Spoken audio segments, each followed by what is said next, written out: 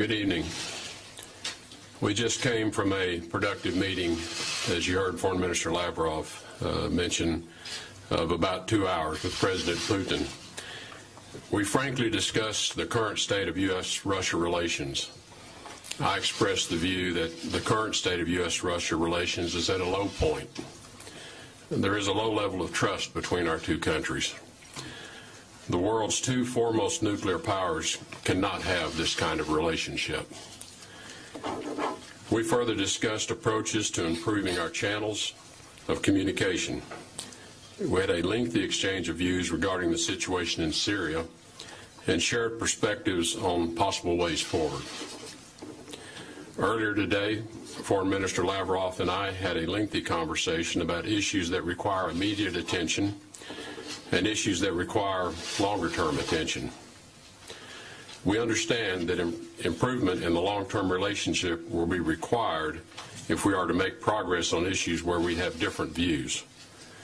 We spoke extensively about Syria, and in some areas we share a common view. Specifically, we both believe in a unified and stable Syria, and we agree we want to deny a safe haven for terrorists who want to attack both of our countries. We agree that North Korea has to be denuclearized. We agreed there needs to be more senior level communication between our two countries, both at a diplomatic and military level. But there is a broad range of other issues in which we have differences. Some have global implications with long-term requirements, and others are understood to be bilateral. Over the course of the past 2 years, a number of reciprocal actions have been taken to demonstrate the dissatisfaction each country has with the other. We need to attempt to put an end to this steady degradation, which is doing nothing to restore the trust between our two countries or to make progress on the issues of the greatest importance to both of us. We've agreed to establish a working group to address smaller issues and make progress towards stabilizing the relationship so that we can then address the more serious problems. Foreign Minister Lavrov and I agreed we would consider further proposals made about the way forward in Syria, including consulting with our allies and coalition members. And we will continue discussions about how to find a solution to the Syrian conflict. We also discussed current threats posed by the North Korea's the regime's ongoing development of their nuclear program, and the constructive role Russia can play in encouraging the regime in North Korea to change its course so that we can create the conditions for talks regarding the future. On Minsk, we consider the importance of the accord. Russia can make progress in the implementation by de-escalating violence and taking steps to withdraw separatist armed forces and heavy weapons so that OSCE observers can fulfill their role. Until full progress is made under the Minsk Accords, the situation in Ukraine will remain an obstacle to improvement in relations between the U.S. and Russia. I thank the Foreign Minister for a productive round of discussions, and I look forward to future conversations. Thank you. Уважаемые коллеги, мы переходим к вопросам. Пожалуйста, телеканал Россия 24. Now we get down to questions. Russia 24, please. Здравствуйте, Анна Балдина, телеканал Россия 24. Вопрос прежде всего господину Тиллерсону. Мы в последние дни слышали из Вашингтона не только противоречивые, но, скажем так, агрессивные заявления. Я имею в виду заявление господина Трампа, который в интервью назвал президента Асада животным, и заявление представителя Белого дома господина Спайсера, который сравнил Асада с Гитлером, но допустив оговорку, что Гитлер не применял химического оружия. Скажите, как эти заявления способствуют цели дипломатии? Never used the chemical weapons. Do you think the rhetoric can change, and is it helping the diplomacy or not? Thank you. Well, I think the perspective from the United States, supported by the facts that we have, are conclusive. That the recent chemical weapons attack carried out in Syria was planned, and it was directed and executed by Syrian regime forces. And we're quite confident of that. This is just the latest in a series of the use of chemical weapons by the Assad regime. notwithstanding their use on more than 50 occasions of chlorine bombs and cluster bombs and other types of weapons that are intended to maim and kill in the most horrific ways. So I think the characterization is one that President Assad has brought upon himself. Thank you. Secretary Tillerson, I want to ask you about your conversations with President Putin about Syria. You've predicted that Assad will leave power through a political transition. How will you compel Assad to participate in a political transition that leads to his own ouster? Are war crimes charges on the table? And how long will the United States wait for Russia to come around? And Foreign Minister Lavrov, if I may, your government and the United States government seem to be miles apart on the Syria issue, on Ukraine and other issues. Did you feel that you cleared up any of those issues you mentioned earlier today since you've had those discussions with Secretary Tillerson? Well, we did discuss at length the future role for Assad, whether it be in a future political process or not. Clearly, our view is that the reign of the Assad family is coming to an end. And they have, again, brought this on themselves with their conduct of the war these past few years. We discussed our view that Russia, as their closest ally in the conflict, perhaps has the best means of helping Assad recognize this reality. We do think it's important that Assad's departure is done in an orderly way,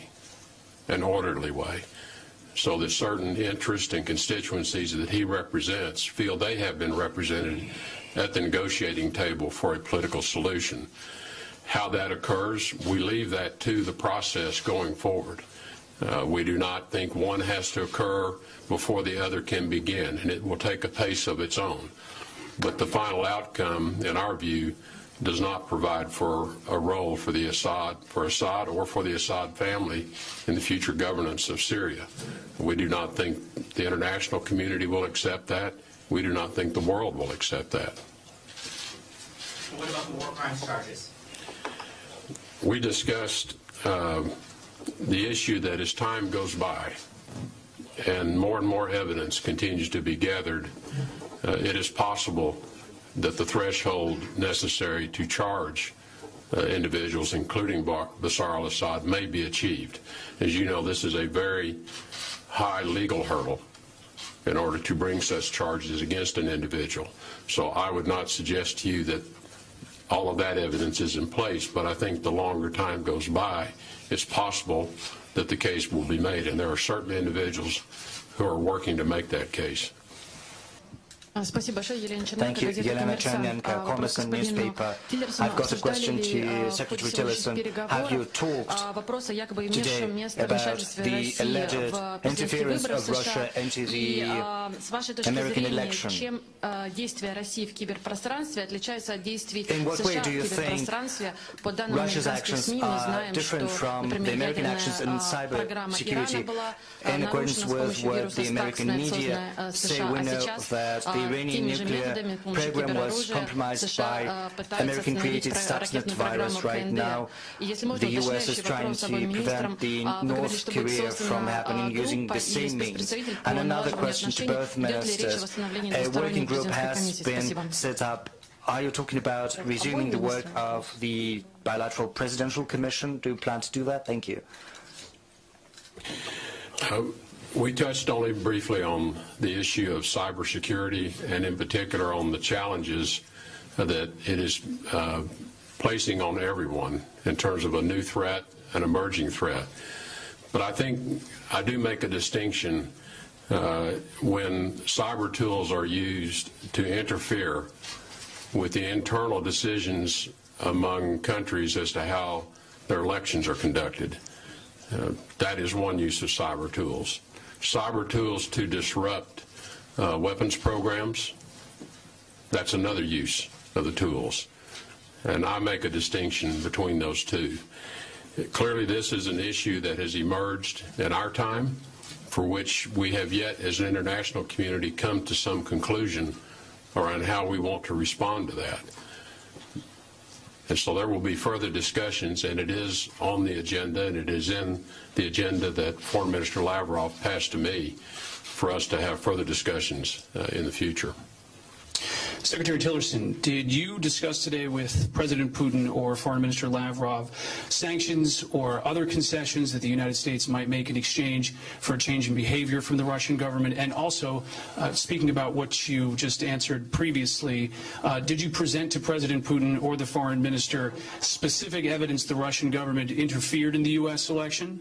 And to Foreign Minister Lavrov, if an independent investigation finds the Assad government attacked his own people with chemical weapons, what will Russia do?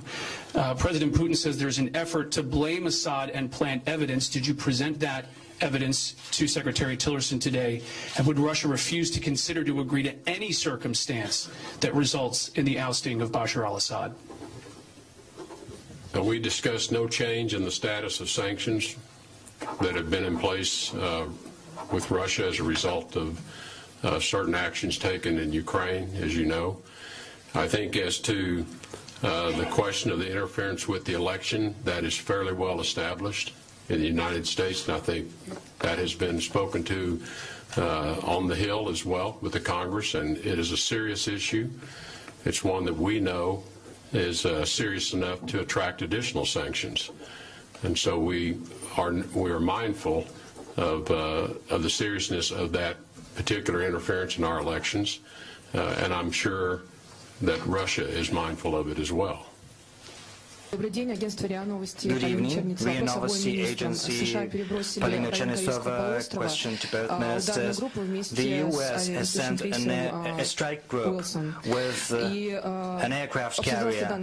Kurt Benson, has this issue been raised during the talks? And what are the risks this step might entail for the region? And a question for Secretary Tillerson.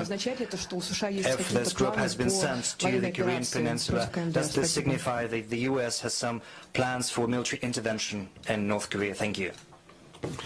The Carl Vinson strike group is routinely in the Pacific Ocean. It's in the Pacific Theater, and its movements in the Pacific are made in a way that's planned by the military planners. There is no particular objective in its current course. The Vinson sails up and down the Pacific routinely, and so I would not read anything into the Carl Vinson's current locations.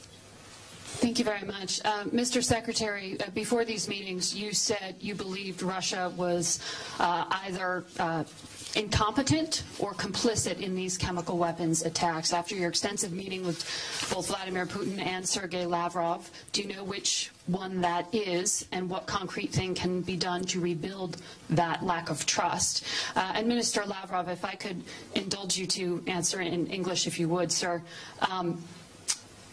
President Trump has called Bashar al-Assad an animal. This is the leader your government continues to back. Can you tell us how long Russia will be willing to risk the lives of its soldiers and spend its money to protect him? With respect to Russia's complicity or knowledge of the chemical weapons attack, we have no firm information to indicate that there was any involvement by Russian forces into this attack. What we do know, and we have very firm and high confidence in our conclusions, that the attack was planned, carried out by the regime forces at the direction of Bashar al-Assad.